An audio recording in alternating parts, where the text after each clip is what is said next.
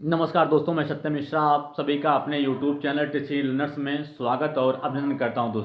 दोस्तों आज का जो पेपर था दोस्तों 29 दिसंबर सीटेट का दोस्तों आज दूसरा दिन था कि आज आपका जो पेपर था जिन बच्चों का, तो वहाँ बच्चों जो बच्चे वहाँ पे पेपर दिए दोस्तों, उनके द्वारा मिली जानकारी के अनुसार जो आज का पेपर था दोस्तों कल की अपेक्षा कल के अपेक्षा दोस्तों थोड़ा जो सरल पेपर था आज का। ठीक है, तो उसी के बारे में यहाँ पे आपको एनालिसिस करके बताऊंगा कि आज का जो पेपर पैटर्न था दोस्तों कैसा रहा या किस टाइप के क्वेश्चंस आज पूछे गए। ठीक है, तो उन्हीं सब के बारे में मैं यहाँ पे आप सबके समक्ष एनालिसिस करूंगा कि आज दूसरा दिन था सीटेट एग्जाम का और आज का पेपर में दोस्तों किस किस बेस से क्वेश्चंस आए। ठीक है, एनालिसिस करूंगा। ठीक है, पूरा ईवीएस का, सीडीपी और आपका जो मैथ है और हिंदी दोस्तों मैं आपको बताऊंगा कि यहाँ पे किस टाइप के क्वेश्चंस पूछे गए। ठीक है, तो चलिए दोस्तों सबसे पहले मैं चर्चा कर लेता हूँ कि ईवीएस से जो प्रश्न आ रहे हैं दोस्तों आज के पेपर में।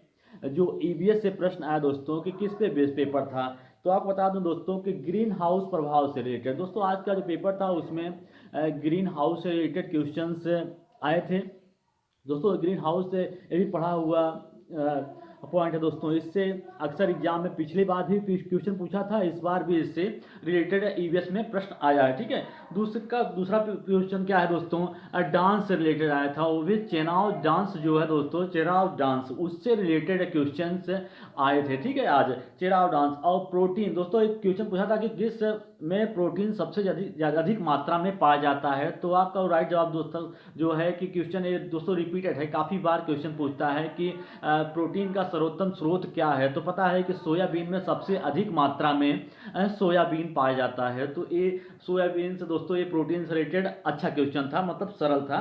उसके बाद दोस्तों डायरेक्शन से बेस आपके दोस्तों दो क्वेश्चन आज के एग्जाम में आए थे। ठीक है, वो भी बहुत हार्ड नहीं थे दोस्तों, सरल क्वेश्चन था कि डायरेक्शन नॉर्थ और ईस्ट डायरेक्शन से रिलेटेड दो प्रश्न आज के एग्जाम में आए थे। ठीक है, उसके अलावा ट्रेन से रिलेटेड, ट्रेन से भी दोस्तों एक क्वेश्चन ट्रेन से भी आया था, ट्रेन से रिलेटेड।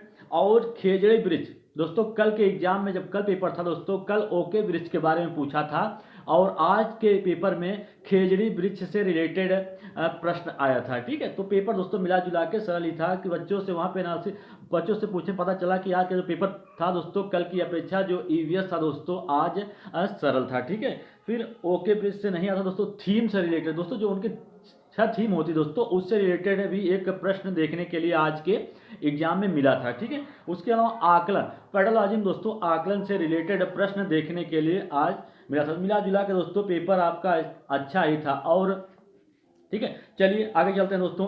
इसके अलावा मैप से भी प्रश्न देखने के लिए मिला था, मैथ से पड़ोसी राज्य से रिलेटेड प्रश्न आया था। ठीक है, और चलिए दोस्तों आपको बताते हैं कि मैथ में कैसा क्वेश्चन आया था।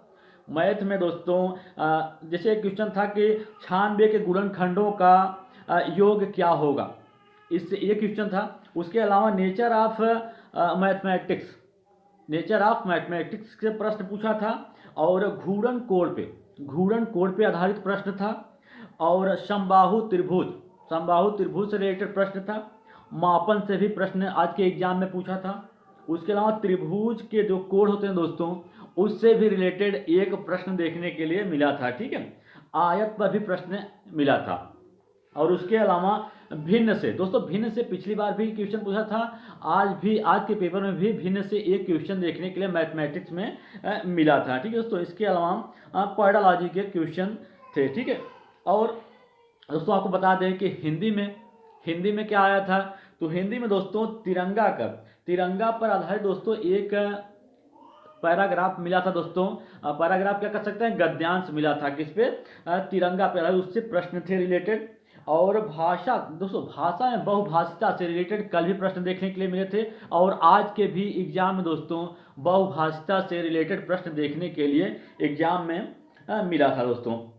एनसीएफ से क्वेश्चन आया था, एनसीएफ 2005 से क्वेश्चन आया था, एनसीएफ 2022 से नहीं दोस्तों, एनसीएफ 2005 से क्वेश्चन देखने के लिए मिला था। और एनईपी दोस्तों नेशनल एजुकेशन पॉलिसी 2020 दोस्तों उससे भी रिलेटेड क्वेश्चन देखने के लिए आज के एग्जाम में मिला था दोस्तों। ये रहा दोस्तों एग्जाम एनालिसिस, जो सबसे सटीक जानकारी दोस्तों हमको प्राप्त हुई। मैंने सोचा सबसे पहले अपने भाई बहन जो भी हमसे जुड़े हुए दोस्तों उनको बताया जाए कि आज के पेपर में किस टाइप के प्रश्न पूछे गए थे दोस्तों। इसी तरीके से अन्य जानकारी के लिए आप मेरे चैनल से जुड़िए, मेरे चैनल को सब्सक्राइब करिए, ताकि जो भी लेटेस्ट अपडेट या जानकारी हो दोस्तों एग्जाम संबंधित है वो आपको सबसे पहले और सटीक जानकारी प्राप्त हो दोस्तों। और एक चीज़ बता दें दोस्तों, अभी जिन भाई बहनों का एग्जाम सेकंड फेज में है, तो आपको बता दें कि PYQ दोस्तों प्रीवियस ईयर क्वेश्चन पेपर जो है बहुत ज़्यादा हेल्पफुल साबित हो रहा है दोस्तों। आज के पेपर में भी प्रीवियस ईयर क्वेश्चन पेपर से काफ़ी क्वेश्चन देखने के लिए मिले हैं दोस्तों।